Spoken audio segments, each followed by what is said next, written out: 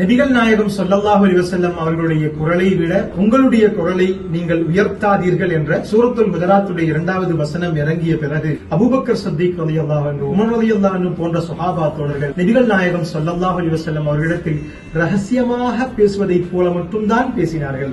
சாபித் பின் கைஸ் ரலியல்லாஹு அன்ஹு அவர்கள் பள்ளிவாசலில் வராததை கவனித்த ஸல்லல்லாஹு அலைஹி வஸல்லம் அவர்களுடைய நலம் விசாரிப்பதற்காக ஒரு சஹாபா தோழரை அனுப்பி வைத்தார்கள். சென்று பார்க்கும் பொழுது சாபித் ரலியல்லாஹு அன்ஹு அவர்கள் தன்னுடைய முகத்தை குனித்து சோகமாக அமர்ந்து கொண்டிருந்தார். விசாரித்த பொழுது சொன்னார்கள், நான் நபிகள் நாயகம் ஸல்லல்லாஹு அலைஹி வஸல்லம் அவர்கள் முன்னால் என்னுடைய இயற்கையாகவே இருக்கக்கூடிய உயர்வான சத்தத்தினால் என்னுடைய நன்மைகள் எல்லாம் வீணாக்கி விட்டேன், அதனால் நான் நரகத்துக்கு சென்று விடுவேன் என்று அஞ்சுகிறேன் என்று அழுது கொண்டிருந்தார்கள். இந்த செய்தியை ஸல்லல்லாஹு அலைஹி வஸல்லம் அவர்களிடத்தில் அறிவிக்கப்பட்ட பொழுது ஒரு சந்தோஷ செய்தியை அனுப்பி வைத்தார்கள். நீங்கள் நரகத்தில் நுழையக்கூடியவர்கள் அல்ல, சுவனத்தில் நுழைபவர்கள் தான்.